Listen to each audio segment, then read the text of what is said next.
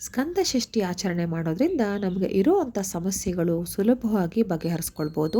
ಅದರಲ್ಲೂ ಕೂಡ ಸಂತಾನ ಸಮಸ್ಯೆ ಇರ್ಬೋದು ಅಥವಾ ನಮ್ಮ ಜಾತಕದಲ್ಲಿ ಗ್ರಹಗತಿಗಳ ಒಂದು ಸಮಸ್ಯೆ ಇರ್ಬೋದು, ಏನೇ ಒಂದು ಯಾವುದೇ ಒಂದು ಗ್ರಹದಿಂದ ನಮಗೆ ತೊಂದರೆ ಇರ್ಬೋದು. ಅದರಲ್ಲೂ ಒಂದು ವಿಶೇಷವಾಗಿ ಒಂದು ಗ್ರಹದಿಂದ ತೊಂದರೆ ಅದರ ದೋಷವನ್ನು ಕೂಡ ಈ ಒಂದು ಸ್ಕಂದ ಷಷ್ಠಿಯ ದಿನ ನಾವು ಪೂಜೆಯನ್ನು ಮಾಡೋದ್ರಿಂದ ಬಗೆಹರಿಸ್ಕೊಳ್ಬೋದು. ಹಾಗಾದರೆ ಈ ಸ್ಕಂದ ಷಷ್ಠಿ ಸದ್ಯದಲ್ಲೇ ಯಾವಾಗ ಇದೆ, ಹಾಗೆ ನಾವು ಹೇಗೆ ಅದರ ಆಚರಣೆಯನ್ನು ಮಾಡಬೇಕು, ಹಾಗೆ ಯಾವ ಒಂದು ಮಂತ್ರವನ್ನು ಜಪಿಸಬೇಕು, ಪೂರ್ತಿ ನಾನು ವಿವರಣೆಯಾಗಿ ಈ ವಿಡಿಯೋದಲ್ಲಿ ನೀಡ್ತಾ ಹೋಗ್ತೀನಿ. ಈ ಮಾಹಿತಿ ಇಷ್ಟ ಆದರೆ ನನ್ನ ಚಾನಲ್ನ ದಯವಿಟ್ಟು ಸಬ್ಸ್ಕ್ರೈಬ್ ಮಾಡ್ಕೊಳ್ಳಿ, ವಿಡಿಯೋನ ಕೊನೆ ತನಕ ನೋಡಿ. ಮೊದಲಿಗೆ ಸ್ಕಂದ ಷಷ್ಠಿ ಯಾವಾಗ ಅಂತ ತಿಳ್ಕೊಳ್ಳೋಣ. ಈ ಸ್ಕಂದ ಷಷ್ಠಿ 2025ನೇ ಇಸ್ವಿಯ ಜನವರಿಯ 5ನೇ ತಾರೀಕು ಬಂದಿದೆ. ಅದು ಷಷ್ಠಿ ತಿಥಿ ಬಂದು ಜನವರಿ 4ನೇ ತಾರೀಕು ರಾತ್ರಿ 10:45 ಶುರುವಾಗುತ್ತೆ. ಹಾಗೆ ಅದು ಮುಕ್ತಾಯಗೊಳ್ಳೋದು ಜನವರಿ 5ನೇ ತಾರೀಕು ಶನಿವಾರ ರಾತ್ರಿ 8:37. ಹಾಗೆ ನಾನು ಪ್ರತಿ ಸತಿ ಹೇಳೋ ಹಾಗೆ ನಾವು ಯಾವುದೇ ಒಂದು ಹಬ್ಬದ ಆಚರಣೆ ಮಾಡಲಿ, ವ್ರತ ಕಥೆ ಆಚರಣೆ ಮಾಡಲಿ, ಹೋಮ ಹವನ ನಾವು ಮನೆಯಲ್ಲಿ ಇಟ್ಕೊಳ್ಳೋದಾದರೂ ಅಥವಾ ಬೇರೆ ಕಡೆ ನಾವು ಮಾಡಿಸೋದಾದರೂ ಕೂಡ ನಮಗೆ ಯಾವ ತಿಥಿ ಬೇಕು ಆ ಒಂದು ತಿಥಿ ನಾವು ಯಾವಾಗ ಮಾಡ್ತೀವಿ ಆ ದಿನದ ಸೂರ್ಯೋದಯಕ್ಕೆ ಇದ್ದರೆ ಮಾತ್ರ ಅವತ್ತು ನಾವು ಲೆಕ್ಕ ತಗೋಬೇಕಾಗತ್ತೆ.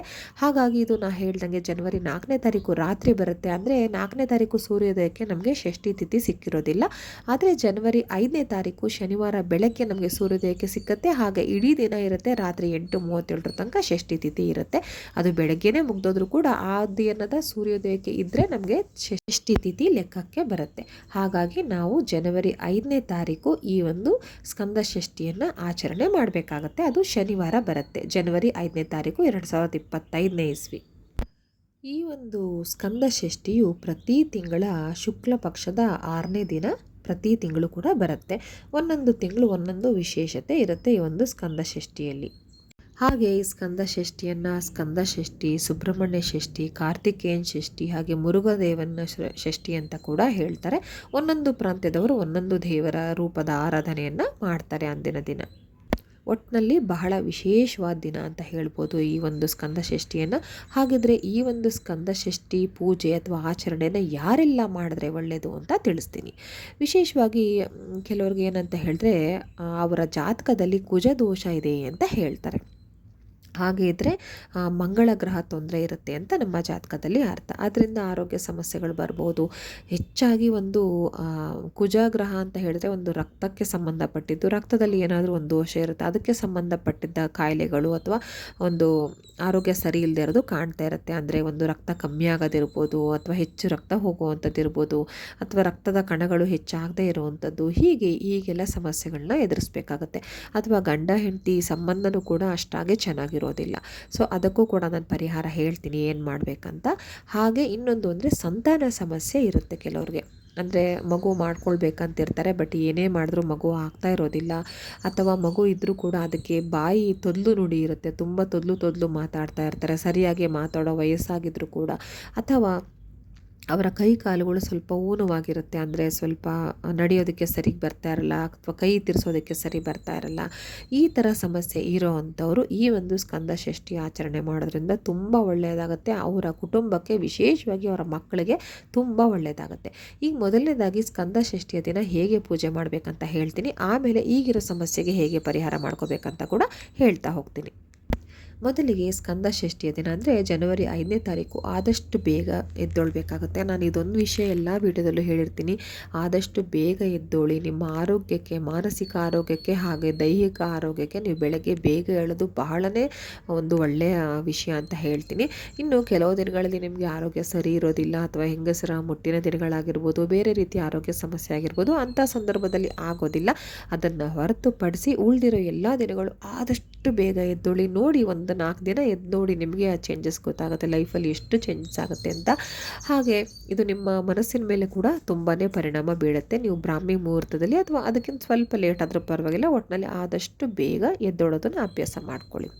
ಹಾಗೆ ಸ್ಕಂದ ಷಷ್ಠಿಯ ದಿನ ಕೂಡ ಆದಷ್ಟು ಬೆಳಗ್ಗೆ ಬೇಗ ಎದ್ದೊಳಿ, ಮನೆಯನ್ನು ಪೂರ್ತಿ ಸ್ವಚ್ಛಗೊಳಿಸಿ, ಆ ನಂತರ ನಿಮ್ಮ ಸ್ನಾನಾದಿ ನಿತ್ಯ ಕರ್ಮಗಳನ್ನು ಮುಗಿಸಿ ನಿತ್ಯ ಪೂಜೆಯನ್ನು ಮಾಡಬೇಕಾಗತ್ತೆ. ಪ್ರತಿನಿತ್ಯ ನಾನು ಯಾವಾಗಲೂ ಹೇಳೋ ಹಾಗೆ ಪ್ರತಿನಿತ್ಯ ನಿಮ್ಮ ಮನೆಯಲ್ಲಿ ಕುಲದೇವರು, ಮನೆ ದೇವರು ಅಥವಾ ನಿಮ್ಮ ಆರಾಧ್ಯ ದೈವರು ಎಲ್ಲ ಗಣಪತಿ ಎಲ್ಲ ಪೂಜೆಯನ್ನು ಮುಗಿಸಿ ಆ ನಂತರ ನೀವು ಸ್ಕಂದ ಷಷ್ಠಿ ಪೂಜೆಯನ್ನು ಮಾಡಬೇಕಾಗತ್ತೆ. ಹೇಗೆ ಮಾಡಬೇಕಪ್ಪ ಅಂತ ಹೇಳಿದ್ರೆ, ಈ ಒಂದು ಸ್ಕಂದನ ಫೋಟೋ ಇಟ್ಕೋಬೇಕಾಗುತ್ತೆ. ಅಂದರೆ ಸುಬ್ರಹ್ಮಣ್ಯ ಸ್ವಾಮಿಯ ಫೋಟೋ ಆಗಿರ್ಬೋದು ಅಥವಾ ಈ ಸ್ಕಂದ ಫೋಟೋ ಯಾವುದಾದ್ರೂ ಒಂದು ರೂಪದ ಫೋಟೋನ ಇಟ್ಕೊಂಡು ಅದನ್ನು ಒಂದು ಅರಿಶಿನ ಬಟ್ಟೆ ಮೇಲೆ ಇಟ್ಕೊಳ್ಬೇಕಾಗತ್ತೆ.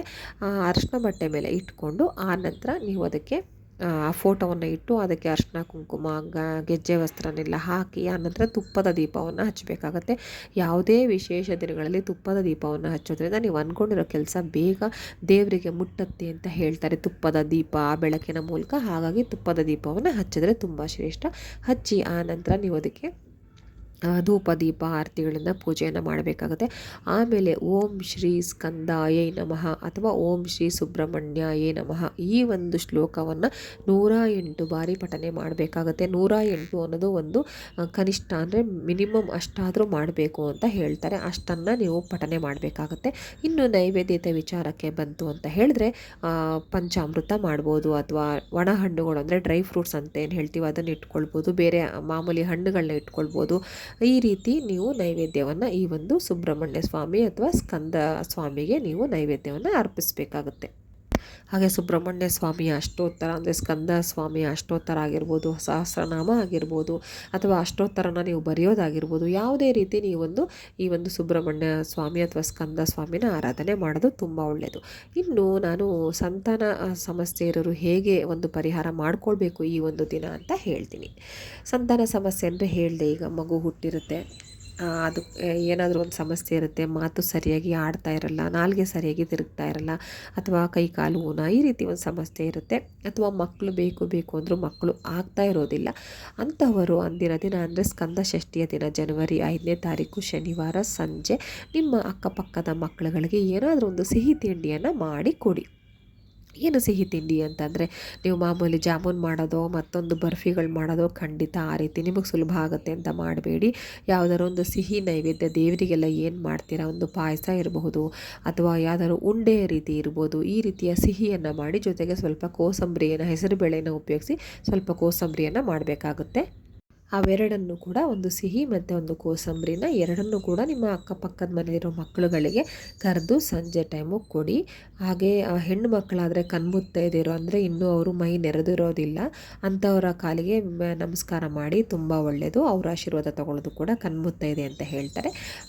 ಹಾಗೆ ಅವರೆಲ್ಲರಿಗೂ ಈ ಒಂದು ರೀತಿ ನೀವು ದಾನ ಮಾಡೋದ್ರಿಂದ, ಕೋಸಂಬರಿ ಹಾಗೆ ಸಿಹಿ ಪದಾರ್ಥವನ್ನು ದಾನ ಮಾಡೋದ್ರಿಂದ ನಿಮಗೆ ನಾನು ಏನು ಹೇಳಿದೆ, ಸಂತಾನ ಸಮಸ್ಯೆ ಆಗಿರ್ಬೋದು, ಮಕ್ಕಳು ಸಮಸ್ಯೆ ಆಗಿರ್ಬೋದು, ಅದೆಲ್ಲವೂ ಕೂಡ ಬಗೆಹರಿತಾ ಬರುತ್ತೆ. ಒಟ್ಟಿನಲ್ಲಿ ಅವ್ರಿಗೆ ಒಂದು ಸ್ವಲ್ಪ ಖುಷಿ ಪಡಿಸೋದು ಅಂತ ಅರ್ಥ ಬರುತ್ತೆ. ಅವರಿಗೆ ನೀವು ಸಂತೃಪ್ತಿಗೊಳಿಸಿದ್ರೆ, ಅಥವಾ ಅಪ್ಪ ಏನೋ ಕೊಟ್ಟರು ತಿನ್ನೋದಕ್ಕೆ ಅಂತ ಮಕ್ಕಳು ಸಾಮಾನ್ಯವಾಗಿ ಖುಷಿ ಪಡ್ತಾರಲ್ಲ, ಅವರು ತೃಪ್ತಿ ಪಟ್ಟರು ಅಂತ ಹೇಳಿದ್ರೆ ಆ ಒಂದು ಸ್ಕಂದ ಸ್ವಾಮಿ ಏನಿರ್ತಾನೆ ಅವನು ತೃಪ್ತಿಗೊಳ್ತಾನೆ ಅಂತ ಹೇಳ್ತಾರೆ.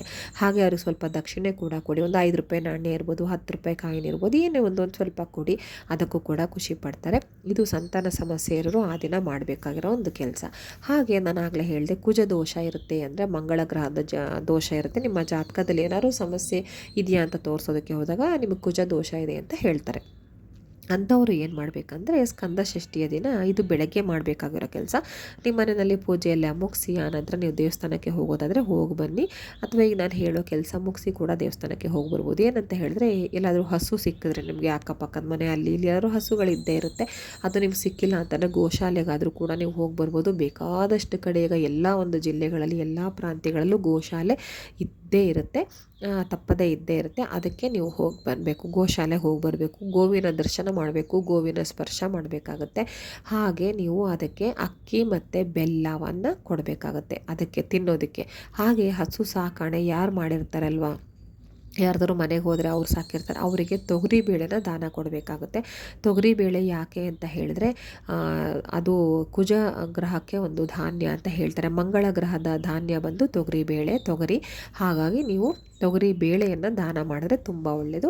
ಇಲ್ಲ ನೀವು ಯಾರ್ದು ಮನೆಯಲ್ಲಿ ಸಾಕಿರೋ ಹಸುಗೆ ಕೊಡೋದಿಲ್ಲ, ನೀವು ಗೋಶಾಲೆಗೆ ಹೋಗ್ತೀರಾ ಅಂತ ಹೇಳಿದ್ರೆ ಅಲ್ಲೂ ಕೂಡ ನೀವು ಅಲ್ಲಿ ಅಕ್ಕಿ ಬೆಲ್ಲವನ್ನು ತೊಳೆದು ಹಸುಗಳಿಗೆ ತಿನ್ನೋದಕ್ಕೆ ಕೊಟ್ಟು, ಆ ನಂತರ ಅಲ್ಲಿ ಯಾರು ಗೋಶಾಲೆ ಅಂದರೆ ಯಾವ ದೇವಸ್ಥಾನಕ್ಕೆ ಸಂಬಂಧಪಟ್ಟಿರುತ್ತೆ ಅಥವಾ ಯಾವ ಆಶ್ರಮಕ್ಕೆ ಸಂಬಂಧಪಟ್ಟಿರುತ್ತೆ ಅವರಿಗೆ ನೀವು ತೊಗರಿ ಬೇಳೆನ ಕೊಡ್ಬೋದು. ಎಷ್ಟು ಬೇಕಾದರೂ ಕೊಡಿ, 1 kg ಕೊಡಿ, 2 kg ಕೊಡಿ, 5 kg ಕೊಡಿ, ಎಷ್ಟಾದರೂ ಪರವಾಗಿಲ್ಲ ಕೊಡಿ. ಆದರೆ ಮನಸ್ಸಲ್ಲಿ ಕೊಡುವಾಗ ಈ ಒಂದು ಸಂಕಲ್ಪವನ್ನು ಹೇಳ್ಕೊಂಡು ಕೊಡಿ. ನನ್ನ ಜಾತಕದಲ್ಲಿ ಕುಜ ದೋಷ ಇದೆ ಅಥವಾ ಮಂಗಳ ಗ್ರಹ ದೋಷ ಇದೆ, ಅದನ್ನು ಪರಿಹಾರ ಮಾಡೋದಕ್ಕೆ ಅಂತಲೇ ನಾನು ಕೊಡ್ತಾ ಇದ್ದೀನಿ ಅಂತ ಹೇಳಿಬಿಟ್ಟು ಕೊಡಿ. ನಿಮ್ಮ ಕುಜ ದೋಷ ಪರಿಹಾರ ಆಗುತ್ತೆ. ಇವೆರಡೂ ಸಮಸ್ಯೆಗೆ ನಾನಿಲ್ಲಿ ಪರಿಹಾರ ಹೇಳಿದ್ದೀನಿ. ಈ ಒಂದು ಸ್ಕಂದ ಷಷ್ಠಿಯಲ್ಲಿ ಈ ಒಂದು ಏನಿರುತ್ತೆ ಸಮಸ್ಯೆ, ಅದನ್ನು ಬಗೆಹರಿಸ್ಕೊಳ್ಳಿ. ಹಾಗೆ ನಿಮ್ಮ ಮಕ್ಕಳಿಗಂತೂ ತುಂಬ ಒಳ್ಳೆಯದಾಗುತ್ತೆ. ನಿಮಗೆ ನಿಮ್ಮ ಯಜಮಾನರಿಗೆ ಅಥವಾ ನಿಮ್ಮ ಮಕ್ಕಳಿಗೆ ಸಮಸ್ಯೆ ಇದ್ದು ನೀವು ಈ ರೀತಿ ಮಾಡಿದ್ರೂ ಕೂಡ ಆ ದೋಷ ನಿಮ್ಮ ಜಾತಕದಲ್ಲಿದ್ದರೂ ಕೂಡ ಅದು ಕೂಡ ಬಗೆಹರಿಯುತ್ತೆ. ಹಾಗಾಗಿ ಯಾರೂ ಕೂಡ ತಪ್ಪದೆ ಈ ಒಂದು ಸ್ಕಂದ ಷಷ್ಠಿಯನ್ನು ಆಚರಣೆಯನ್ನು ಮಾಡಿ. ಎಲ್ರಿಗೂ ಒಳ್ಳೆಯದಾಗಲಿ. ಮತ್ತು ಮುಂದಿನ ವಿಡಿಯೋದಲ್ಲಿ ಸಿಗ್ತೀನಿ. ಎಲ್ರಿಗೂ ಧನ್ಯವಾದಗಳು.